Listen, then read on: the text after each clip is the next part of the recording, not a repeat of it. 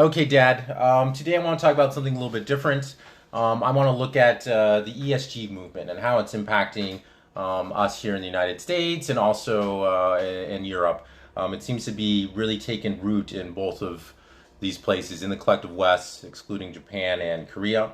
But what we're essentially doing is with ESG is it seems to be wrapping this climate change and social justice and control into this one nasty package.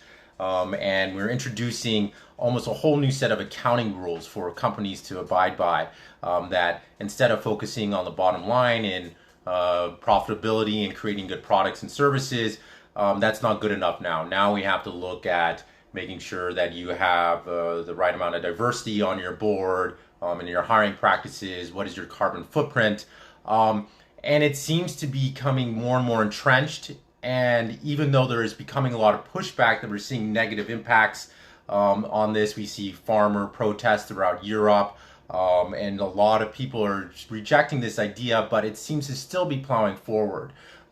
So I would like to start like how did the ESG movement get here? How did we get to where we are right now? And how embedded is this now in our system? Can we remove this, turn the ship around? Couple questions there you can start with. Okay. Yeah, I guess I can't really give you a detailed or, a recent history, but just looking at the broad sweep of things, I'd say that this is just the latest phase in the cultural revolution that started, I think, truly way back in the 60s and then has gradually been gaining steam. I remember I studied the Chinese Cultural Revolution in very much detail back in the 1990s. And back then, I remember just being struck by a lot of the similarities between the Chinese Cultural Revolution and my revolutionary comrades, will say, at the university. But At Berkeley? at Berkeley and at UC San Diego. But back then I was the only one I knew. I'm sure there were others, but there's very few people, made that connection, or drew that parallel. But I just noticed in the last several years that more and more people, are observing the similarities and commenting on them, even in the mainstream media. Can you give some examples? Okay, here's one person I can think of is John Derbyshire. He's not exactly mainstream media. He's dissident right, but it has. I just can't give you a top. Yeah, I'd give you some names, but it is something. It's you'll see in the mainstream now from time to time. It's not that unusual.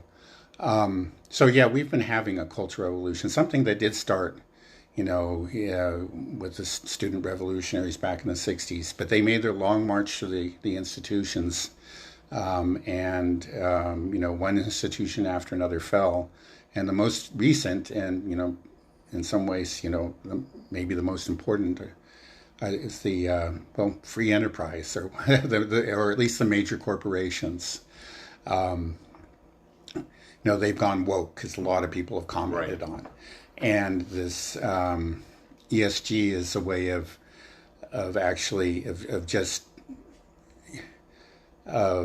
let's say codifying the new ideals, the new revolutionary ideals. Making them law, forcing those people who might still be reluctant to conform.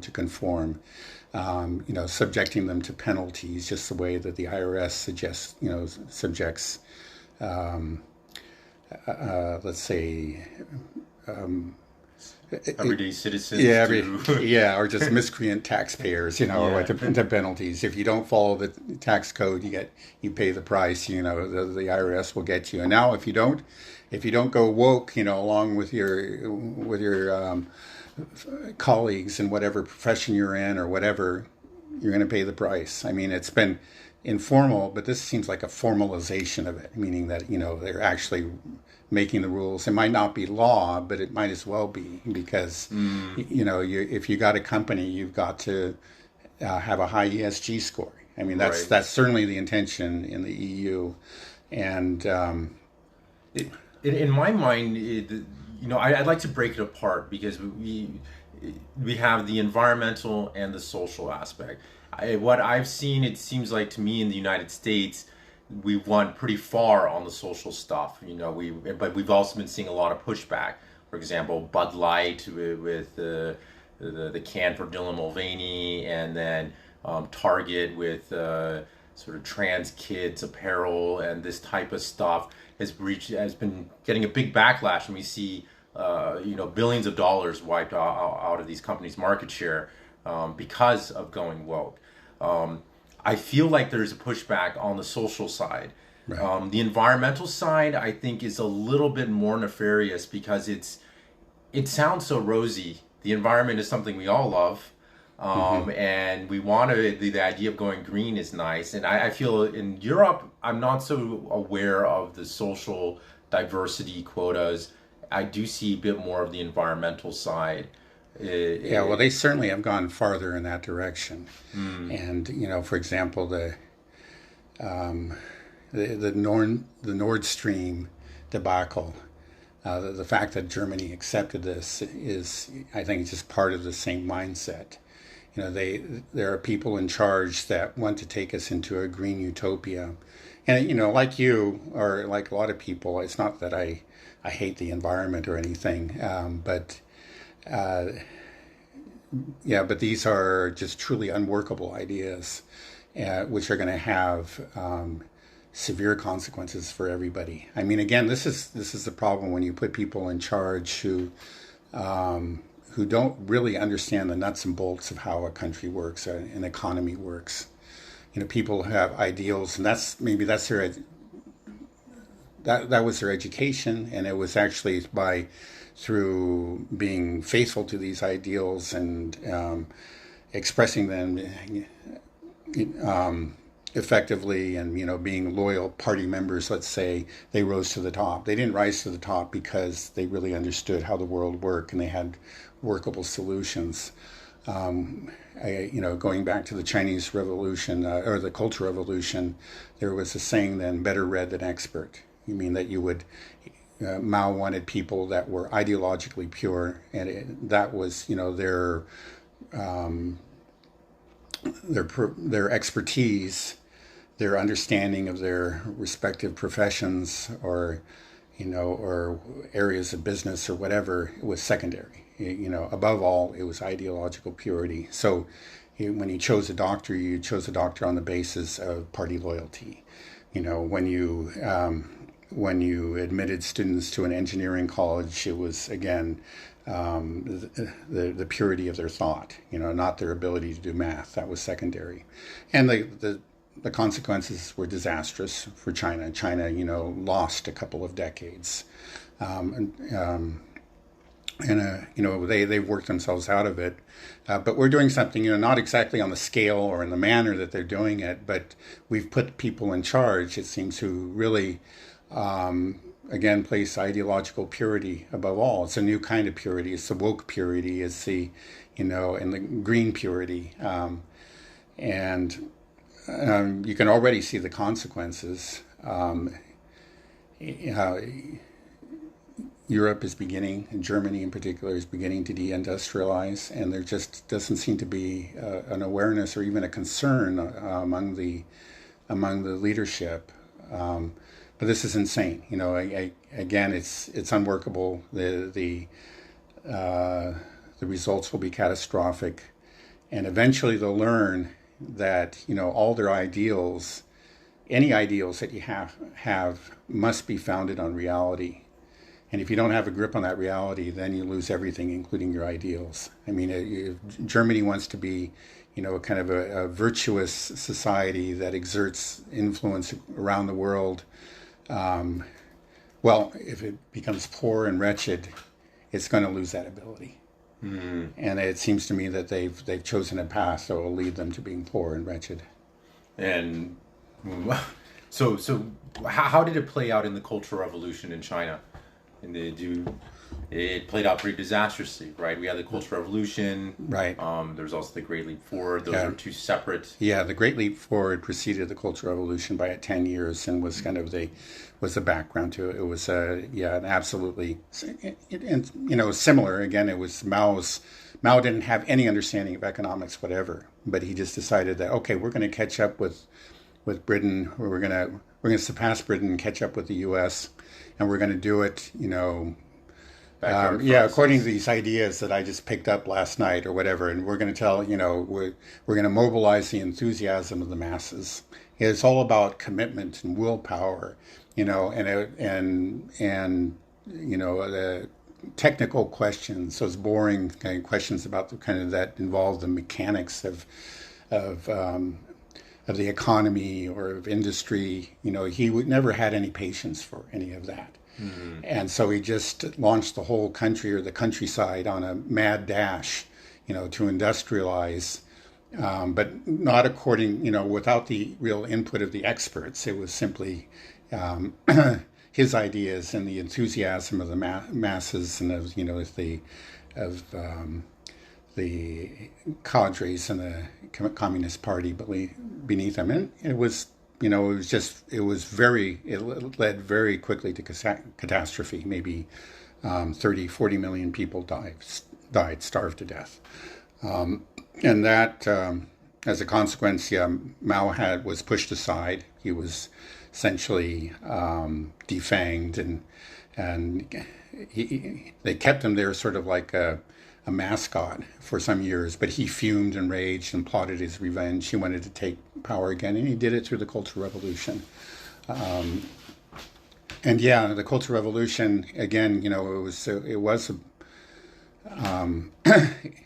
he put ideological purity again, at the forefront, at the center of everything, and for roughly 20 years there, China simply did not advance. They averted. He didn't repeat the most egregious errors of the Great Leap Forward. They did avoid mass starvation, but they remained in abject poverty, most of the country, for those 20 years until Deng Xiaoping launched his reforms, and that was all about realism. I mean, that's what. He had a saying, it doesn't matter, this was Deng Xiaoping, it doesn't matter whether a cat is black or white, but whether it catches mice. And that's the opposite of better read than expert. Mm-hmm. So it was kind of like a reassertion of expertise and, and practicality. Mm-hmm. And now we have these people like the Greens, I think are a perfect example. They're just as crazy as the Cultural Revolution communists. They have no understanding of economics or foreign policy or industry or anything, but they know what's right. They want to save the world. They have the greatest ideal of all. Yeah, right. They're going to save the planet. Right, not just save Europe, but they're going to save the world. And they don't understand that the only reason, or I won't say the only reason, but that one of the main reasons, if not the main reason, that the world, I would say the main reason that the rest of the world takes what Europe says seriously, or what Europe does seriously, is actually Europe's relative prosperity and stability. But these policies are going to undermine that. I mean, that's all based on, industry and an economy and a system that was built up by people who understood reality, who were practical. They had ideals too, but it was all, founded on reality. And when you lose that basis of prosperity and stability, Europe is not going to save the world. It's just going to have to try to save itself. Right. Well, how embedded is the ESG movement in institutions in Europe? Is there a way that we can turn the ship around? Because I see a counter-revolutionary movement, at least here in America, more so. Like we saw the situation when you were saying that before, corporations, they have to abide by these ESG standards or face these penalties. But we're seeing actually going woke means going broke for some of these companies, because a lot of Americans have had enough, at least with many of the social aspects of ESG in this country. Right. So how embedded is ESG in institutions in the United States and Europe, and can we remove them? Because we do see people, for example, Vivek is somebody that hates ESG and wants to remove it and destroy woke ideology. Right. We see that. Right. Is there anything comparable in Europe, or is there? There seems to be much less resistance in Europe, much more apathy. That's the impression that I get. Of course, I get all this secondhand, but from people who know Europe, particular countries in Europe.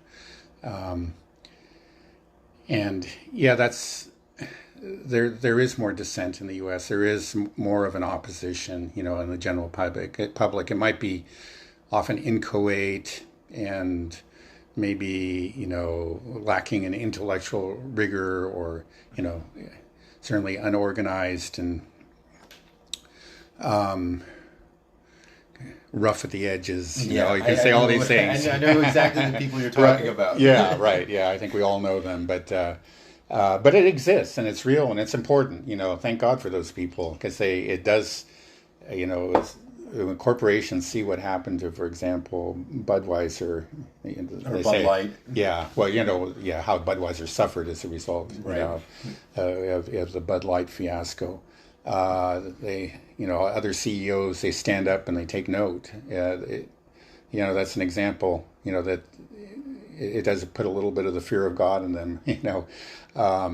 There is resistance. It seems like Europe is in worse shape because we have this large unelected body, which is Brussels. In Brussels, right? The European Commission, and they have their plans, and they've been kind of accumulating power, centralizing power for the last couple of decades.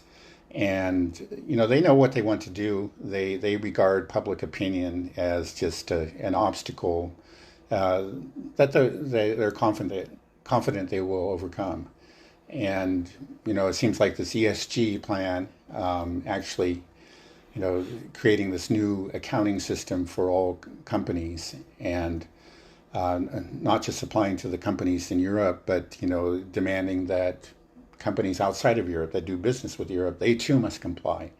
This is part of the revolution, the utopia that they're trying to reach, and I think they're determined to get there, and they have a lot of power, and you do see those protests. But they just regard those as challenges to be met, and I think they'll work to overcome them.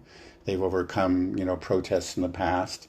They've overcome unfavorable votes. There's the people want one thing and express it maybe through a referendum, but 2 years later, 3 years later, the EC has its way, and I think that's the future of Europe could be pretty grim. We're going to need more than a few protests. We're going to need some real organized and powerful opposition. Something like if one of these opposition so-called far-right parties, which I think it's a ridiculous label to apply to them, because a lot of them are have stands that were just considered normal and healthy 20, 30 years ago. And actually considered normal and healthy by the majority of citizens. It's just that they're hated by the elites. Well, one of these so-called far-right parties, like the AfD, or AfD, or Marine Le Pen's party, and Galloway in the UK. Yeah, Galloway. Yeah, some of them are on the left. You have to admit it. They're even in Germany too. There's some truly dissident leftist parties. And some of these people if they actually break through, there could be a change. But at the present time, it seems the establishment still has a very firm grip on things. They're very unpopular in that they may not be able to maintain that grip, but they have a very firm grip on things through the EC and national governments. Right. But my fear is once these things become codified into law, then Milton Friedman has a great quote there's nothing more permanent than a temporary government program. Mm-hmm. So that's my fear, is that once these things are embedded, they can be very difficult to root out. And do you believe that it may not root out unless there's essentially almost a total kind of collapse in the current government structures in Europe, that there has to be some serious reform. Something needs to really break and lead into something that could be scary, like what we saw in China during the Cultural Revolution, or any type of Bolshevik revolution throughout history. Revolutions are revolutions are bloody. All kinds of forces are unleashed, and you never know where they'll take you. I agree that it's not. The system's not going to be changed through piecemeal reforms. I mean, it's just the people who are in charge are too ideologically committed, and their control is too thorough and widespread. They're not going to brook real opposition. And then what happens too is that for example, corporations, when they get used to a new system, they accept it. In a way, they don't care. If all their competitors have to conform to this, so be it. Right. We're all playing the same game. Maybe it's a stupid game. We're all poor, but that's not how they think. They don't think about the general prosperity of the country. They just think about my company versus my competitor. Right. And so if the same rules apply to both of us, no matter how stupid the rules are, hey, that's fine. And in fact, often those rules have this additional benefit of keeping out barriers to entry for new competitors. Right. It's very difficult. Yeah. Yeah. So it's just like the handful of mega corporations, often favor, when the legislation's crafted, to implement ESG or whatever, they get involved in the crafting of that legislation, and it always involves some sort of barrier to entry. And so when they come through it, we didn't really favor this. We don't think it makes sense, but hey, it's going to apply to everybody, me as well as my competitor. And we also got these little additional provisions, that are going to make our position all the more secure, keeping, new entrants, out of the market. Mm-hmm. Right. This is also coupled against so many other factors that are negative, give a negative outlook to the European and U.S. economy. Well, one, of course, is the Ukraine war. When the Ukraine loses the war, how will this impact the European economy, do you see? Well, it doesn't have to have a negative impact. I think I noticed in Macron in his recent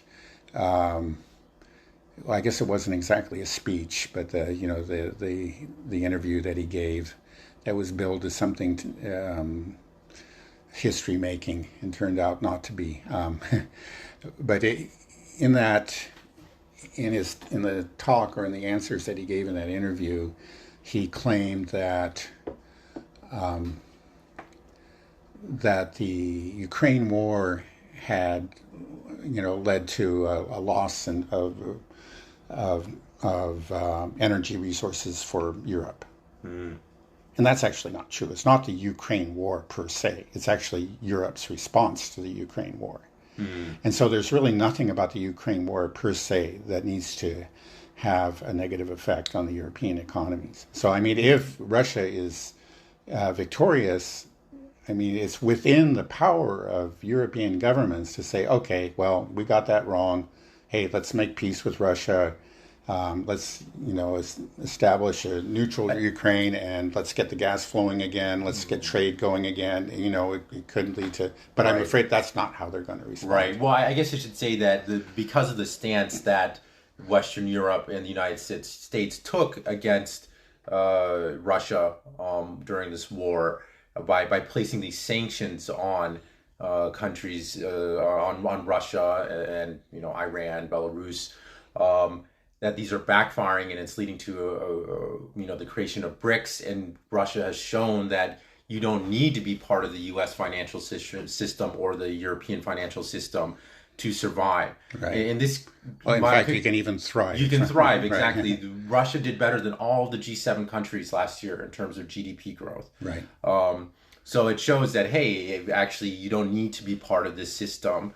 So this will have dire consequences, I believe, on the euro and the U.S. dollar. The U.S. has had, I believe it was Charles de Gaulle's finance minister in the 60s, that when that the United States, when the dollar became the reserve currency of the world, that the United States had an exorbitant privilege. And that privilege is that we can print dollars and we can send them into the global market and people will take them and buy them because of the reserve status. Right. Europe also is, as being the sidekick to the United States, gets to share in this exorbitant privilege to some extent. This exorbitant privilege seems to be coming to an end, or at least you can see the path where it will end. This would be catastrophic for the United States and the U.S., coupled with what we were talking before, the ESG things where we are not energy dependent. We are prioritizing the wrong goals for our businesses. To me, the future looks incredibly bleak. How do you see the euro and the U.S. dollar's role in the after this Ukraine war? Do you see the Ukraine war having an impact on affecting the dollar's reserve status? There's been talk about Russia, about Europe and the United States confiscating Russian assets and giving them to Ukraine, which would further undermine the credibility of the U.S. dollar and the euro system.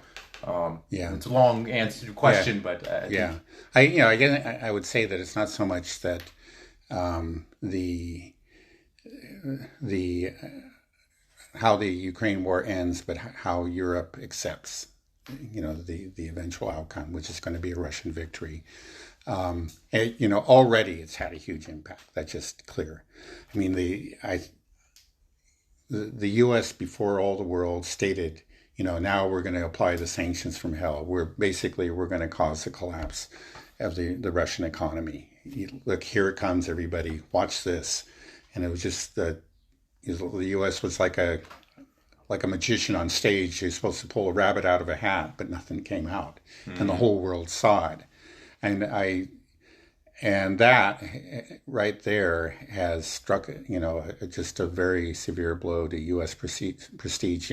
In part, American hegemony depended on fear. The fear is if I'm not part of the system, step out of line. What's going to happen to me? And, they look at Iran. Actually, Iran, managed to survive, but they suffered. They were subjected to very severe sanctions. Okay, they didn't collapse. They held together. So that was maybe a first example of a country that managed to withstand it, but they didn't thrive. They did suffer. But then they saw Russia, not only survive, but thrive. And that, I think, has changed the world, and it's really changed the course of world history. I mean, it's just that right there, the majority of the world's governments, looked up and say, oh, we don't have to be a part of the system. And so therefore we have the growth of BRICS. And of course, that has just taken the dollar down a few pegs. Say, okay, you don't have to depend on the dollar. We assumed that you always had to have dollars. Maybe it's not even a good idea to really hoard too many dollars, because who knows what's going to happen to the system. It just doesn't look as solid as it once did. And that's how these, I'm not going to predict when the dollar will collapse, because it's just that's a fool's errand. You just don't know. But I think it begins with people thinking that it could collapse, and I think that's what we're seeing already. We talk about de-dollarization, but can we also talk about de-euroization? Is that the same thing? For me, it almost feels like the euro and the dollar are kind of two peas in the pot. As part of the collective West, this financial system, the U.S. is in charge, reserve status, but the euro is the second one, and essentially they follow whatever the United States does. So do you see the same thing happening to the euro as to Well, it could. I mean, the euro could fall faster than the dollar. I mean, I think the euro really relies on the strength of the German economy more than anything else. And Germany has made some just utterly, idiotic policy decisions recently. Then they're losing their industries. Again, the strength of it used to be the mark. Then, now we have the euro, but it's really founded on German industrial strength. But that industrial strength is gone, and it's going. The euro, I would think, would collapse. How quickly do you think this could end? Do you think Is it tied to a Ukrainian victory or loss at all? Or do you think that's actually irrelevant? Well, I These don't. I wouldn't say policies. it's irrelevant. I think it is actually very closely tied. But it's just. But again, I would just say it's not the kind of like the objective fact of It's all right. Russian victory. It's just the way It's that the they. reason how we're responding to Right, the right, this. and Yes. you could see like here with Macron. Does it mean that they actually try to escalate and and very possibly take us into World War III, right? I mean, this is not an absurd thought now. I mean, it's just if Macron's ideas, if he followed through on them of deploying French soldiers to Ukraine, that could you could see it's just like a hop, skip, and a jump away from World War III, and so of course that's a catastrophic outcome for everybody involved. Not just Europe, but really the whole world. But yeah, I just see it. Will will there be a? I guess this is a phrase that Biden used, a come to Jesus moment for the European leaders, right? Where where they're just forced by reality.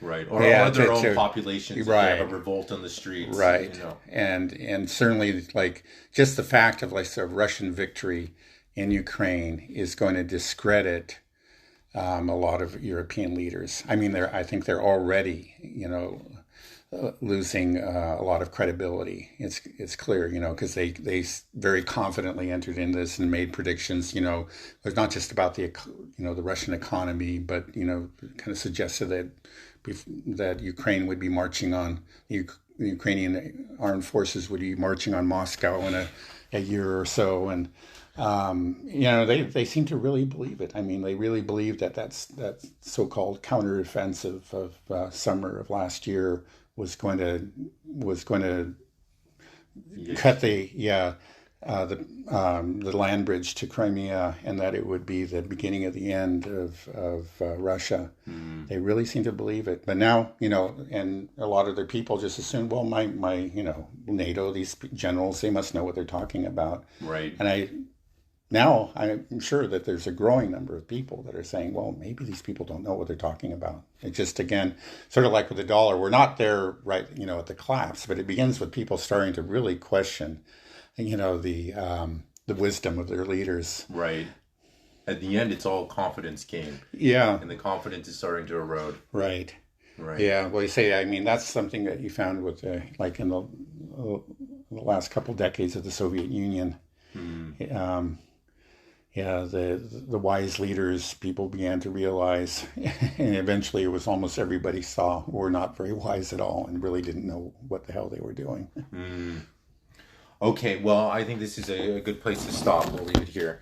All right. Thanks, Dad.